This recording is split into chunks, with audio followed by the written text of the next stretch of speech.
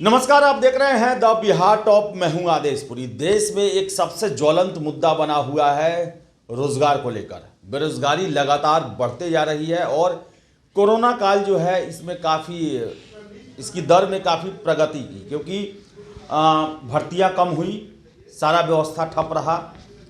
आपको हम बताते हैं, कल संसद में भारतीय सेना में रिक्तियों को लेकर चर्चा हुई। गृह राज्य मंत्री ने जो आंकड़े बताएं वो काफ़ी चौंकाने वाले हैं और काफ़ी हैरत वाले भी हैं कि जहां युवा सड़कों पर धूल फाक रहे हैं, वही लाखों लाख पद जो हैं सशस्त्र सेनाओं में खाली चल रहे हैं।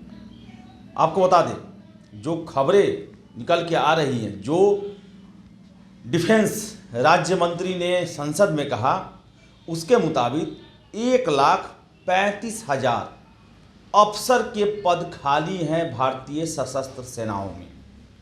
यानी कि थल सेना, वायुसेना और नौसेना, 1,35,000 अफसर के पद खाली हैं। आप समझ सकते हैं कितनी बड़ी संख्या हुई।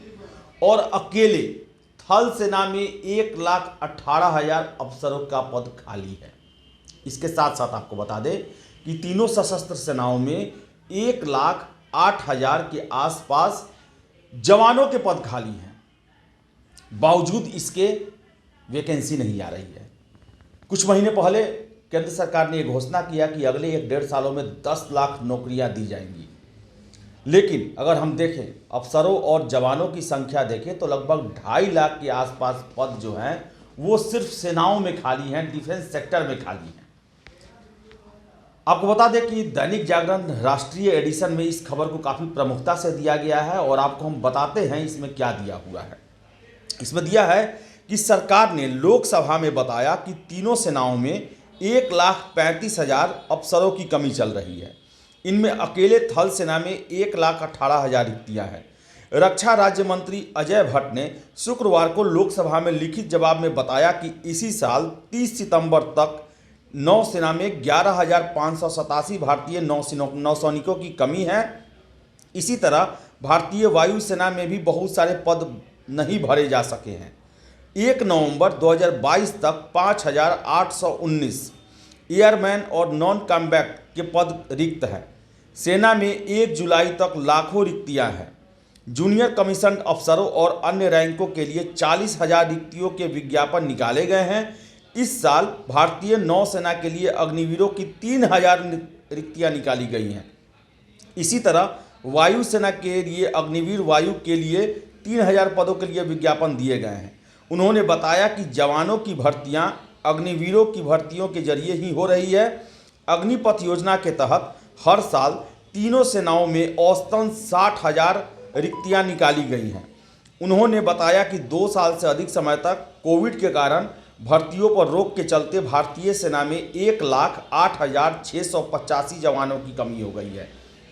तो आप समझ सकते हैं कि कितनी बड़ी कमी जो है वो भारतीय सशस्त्र सेनाओं में है। और सबसे बड़ा दुख की बात देखिए ये कि अग्निवीर योजना लागू किया गया, 4 साल की सेवा दी जा रही है और तमाम उसमें जो प्रोविज़न किए गए हैं, जिसको लेकर हर एक व्यक्ति में काफ़ी नाराज़गी है और जो तैयारी करते हैं उनके लिए काफ़ी हतोत्साह करने वाला ये कदम रहा। हालांकि सरकार जो है विश्वास दिला रही है कि ऐसा नहीं है कि 4 साल बाद आप बेरोजगार हो जाएंगे, आपके नौकरी के वैकल्पिक व्यवस्था किए जाएंगे CPOs में, यानी कि सेंट्रल पुलिस फोर्स जो होते हैं उसमें, और फिर से आपको स्टेट पुलिस में भी रिजर्वेशन दिया जाएगा।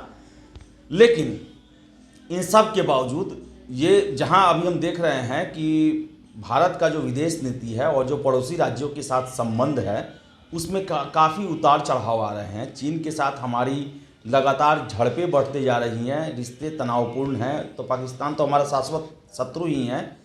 तो ऐसे में सेनाओं में इतनी बड़ी संख्या में कमी क्यों किया गया है? इसे क्यों नहीं एक टारगेट मोड में भरने की कोशिश की जा रही है, जबकि लाखों लाख युवा जो हैं देश में इंतजार कर रहे हैं नौकरियों के लिए। दानापुर में ही अग्निवीरों की भर्ती चल रही है। हजारों हजार की संख्या में छात्र भीड़ में जा रहे हैं परीक्षा देने के लिए, लेकिन चयन कुछ ही हज़ार का होना है। तो काफ़ी आश्चर्यजनक है और सरकार को ये कोशिश करना चाहिए, जो डाटा लोकसभा में बता रहे हैं कि 1,35,000 हमारे तीनों सशस्त्र सेनाओं में अफसरों की पदों की कमी है तो इसको टारगेट मोड में भरने की कोशिश की जानी चाहिए। तो वही 1,08,000 के आसपास जो जवानों की कमी है उसे भी जल्द से जल्द भरनी चाहिए, क्योंकि ये खबर जो है तमाम उन युवाओं को काफ़ी निराश करने वाला होगा जो सेना की तैयारी में दिनों रात एक किए हुए हैं और वैकेंसी नहीं आ रही है, जबकि सीटें जो हैं जो पहले से सैंक्शन है सीटें वो खाली की खाली हैं। तो आशा करेंगे हम कोरोना काल से हम उबर गए तो टारगेट मोड में एक लक्ष्य आधारित करके इसे जल्द से जल्द पूरा करने की कोशिश की जाए, ताकि ज़्यादा से ज़्यादा युवाओं का कल्याण हो सके और उनमें उनका सेना में जाने का जो सपना है वो पूरा हो सके, उनको रोज़गार मिल सके। तो देखिए इस पर क्या कार्रवाई होती है। हालांकि लोकसभा में सरकार ने इस बात को स्वीकारा है, तो इसे पूरा करने के दिशा में भी प्रयास काफ़ी तेज़ी से होंगे। फिलहाल इस वीडियो में इतना ही। वीडियो पसंद आए तो लाइक शेयर करें, हमारे चैनल द बिहार टॉप को सब्सक्राइब जरूर कर लें। धन्यवाद।